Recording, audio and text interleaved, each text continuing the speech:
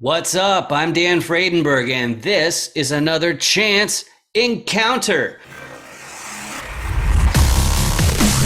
Hey, what's up? I'm Dan Fredenberg. I'm a commercial real estate guy. I'm from the internet.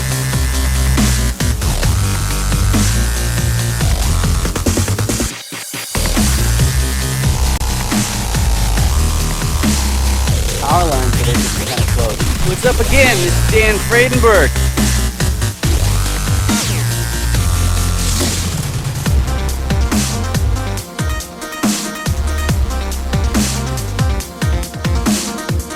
I'm joined today with Maurice.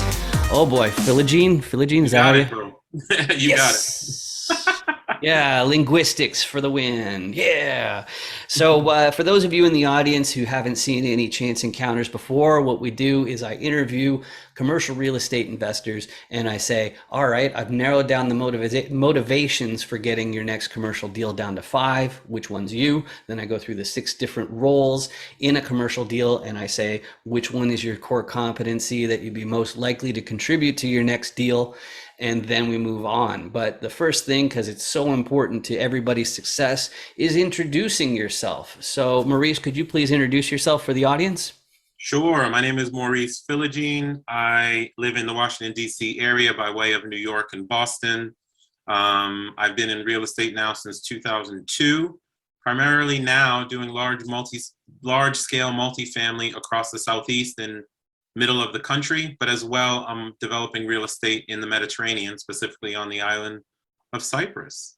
Nice, nice. Cyprus. I know that they've been famous for a while for their financial sector, Yep. being able to still be in the EU or whatever. But let's go through motivations here first. So, why do you want part of an apartment complex is what it's called, and the five different motivations. I go through them first because beginners anyway, they won't know their role, but they will know their motivations. So the first Sure. one is to preserve purchasing power. So family offices, that's what they're up to because they have to make their assets, their wealth, create the cash flow to make ends meet. So that's what they depend on. And so a lot of people are making new acquisitions just to stave off inflation. So that's the first reason.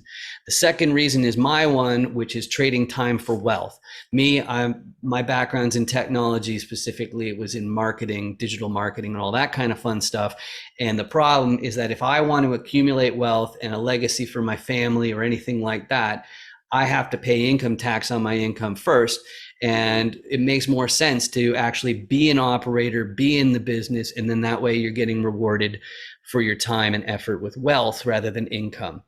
The next reason is the most common one, which is fast tracking retirement. But there are two things that are not obvious about just saying fast tracking retirement. The first one is I don't really accept somebody saying, oh, I'm fast tracking my retirement unless they've actually started saving for their retirement. So if you're in your early 20s and say, oh, I'm fast tracking my retirement, it's like, yeah, no, you're not.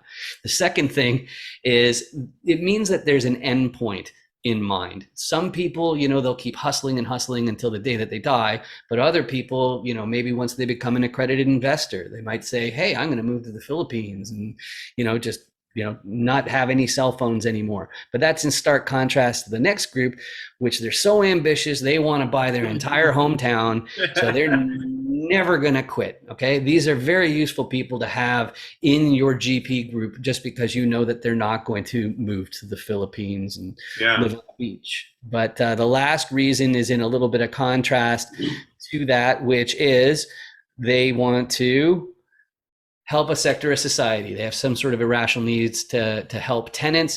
Like I've seen some people who want to help ex veterans, things like that.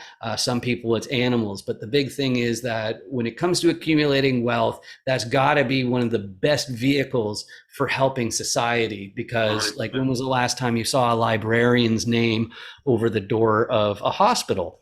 So Right. it makes sense if you really want to make a difference. So of those five different motivations, Maurice, which best describe your situation? Yeah, so I'm going to go with the retirement and the helping people, but I'm going to do it with a little bit of a spin, okay? I But got into real estate for freedom. That was it. I got into real estate because I wanted to generate more passive income than I had expenses. Started with single family from '02 to 2014, got up to a point where I had 18 paid off single family homes, more money coming in than from my corporate employer, if you will. And then I switched to multifamily in 2016 because once you have enough money to live on, then you start to realize life is not about money. Then it became about legacy and giving back to people. So initially it was for my own freedom, which I earned. And now it is to help other people accomplish what I've accomplished, which is escaping from the rat race, leaving your W-2, and helping the residents that are within those communities have a better quality of life by executing a business plan by which it makes the complex better to live in. Yes, a little bit more rent for the uptick in quality of life. It's worth it to the residents that I deal with. So those would be my two motivators. One, freedom, getting out of the rat race, living life the way you want to live. Two, giving back to residents and even investors who are trying to use their money to do different things around the world. I love that. And, you know, I think especially these days, you know, landlords can get a bad name because of some of the slumlords that are out there. But we really are providing a service. There's no question about it. And, you know, like a lot of people, they would hire a maid if they could. And that's exactly what you're hiring your landlord for, as far as the hallways and outer areas and all that kind of stuff. But Sure. to keep on humming along, let's get on to the different roles so we know your core competencies. So this is Sure. also more for the audience who maybe don't understand commercial real estate quite as well. Maybe they're looking to get in. But the first group I'm going to talk about are the repositioners. So a repositioner, it's also an acquisitions person in a lot of ways, but I got multiple properties here because that's what they do, is they look at a ton of properties and say which ones have upside. The only way you can know it's going to have upside is by underwriting, which means you're doing the math, you're doing the arithmetic to find out is this property making money? Can we get more upside? The two ways you get upside are more efficient operations. You can see the Benjamins going down the toilet there because those expenses really count. But the other thing that I included that for is to let people know that the money side is definitely part of the operations. So both bookkeeping and then also the marketing to make sure that the vacancy rate is very low. So those are the operations. And if you're more efficient, then there can be some upside. Right now, real estate is crazy hot, so that's probably not going to be enough. So the other tool in a repositioner's toolbox is to get a contractor team. You make the place nicer so people will pay more to live there. That's all easy peasy. But me, I'm from the internet. I don't leave this office that often, so I need a local. I need somebody who's going to be there because I'm not. Okay. I might be stuck in a snowdrift because I'm up in Canada, but you need a Sure. local. And then that way you can keep an eye on the operations, make sure they're not sloughing the photos or whatever they send you for accountability. And also that the contractors are keeping to schedule and they're not cutting corners or anything like that. And when most people think of ownership or running a building, that's what they think of. But the fact is the money is still a factor. So you have to go to the bank or some capital raisers and stuff like that. And you have to say, hey, can you lend me tens of millions of dollars? Because this apartment complex is tens of millions of dollars and I want to buy it. The financier, though, is going to have one more question, though, which is, who's your sponsor? Who's the person who already owns a similar asset? So if you want to buy a 350 unit apartment complex, somebody in the fold, if you want to get a loan, has to already own a 350 unit apartment complex, even if your name is Elon Musk. The other thing you're going to have is a balance sheet that's worth at least the amount of the loan. But those are the 6 different roles in a commercial deal. So Maurice, what is your core competency that you'd be most likely to bring to your next commercial deal? 100%. So nowadays it's as sponsor and key principal. I started Quattro Capital with 4 other partners a couple of years back. In the last 12 months, we have sponsored and closed roughly $75 million in real estate. When we close our current opportunity on December the 8th, that'll put us about $100 million in the last 13, 14 months. I have sponsored 5, I can't even count, 5 or 6 deals this year with people who are investors who needed the net worth, liquidity, and experience to get these deals across the finish line. But more so, they shared my values about life, integrity, taking care of the residents, and what have you. I won't just sponsor anyone, but when I do find someone who has like-minded values of where I came from and how I do business, we will. And we will align with them. We call them alliance partners. So Quattro Capital Alliance Partners, we will align with them and do multiple deals over and over and over again. So there are 3 people right now that I actively sponsor on a day-to-day basis. The one other thing is I'm trying to bring more minorities and people of color into this particular industry. So I'm seeking folks to sponsor and act as a KP. But of course, values come first. If you have those values and if you have a bit of experience, and that's where I can play a role on your deal team. Excellent, excellent. And as far as like an ideal property, the next question I usually ask has to do with what we call the buy box. So that is the geographic area and unit count for commercial properties where it's much easier to say yes and more difficult to say no to. So can you describe your ideal property that you're looking for these days, Maurice? Yeah, so the ideal property is not actually the property, it's the market first. So we will, as much as Quattro Capital and my team is a real estate investment firm, we are a market research entity first, looking for the jurisdictions that are getting ready to improve. So we've done deals in Dalton, Georgia, or Chattanooga, Tennessee. Right now, my active opportunity is in Evansville, Indiana, because the jobs are coming into the market, the salaries are increasing, and people have better ability to support rental increases that are proportional to the improvement in the property. But as far as properties go, once I find the right market that will naturally appreciate, I will shake the trees through broker relationships or whatever relationships we can leverage, find the right property. We want them to be at least 100 units, ideally above 200 units, north of 20 million. So the sweet spot for me right now and my team is 20 to 30 million dollars, 200 to 300 units. We want it to be a B class or a C class property in an improving area. I don't do A class at this point because the cap rates are a bit too compressed, but I want the properties where my investors can come in, look forward to at least 20% average rate of return on an annual basis, such that they can double their money in 5 years or less. The way that I do that, find the right market. Once I find it, find the right property, and then we'll do the deal together. That's a beautiful thing.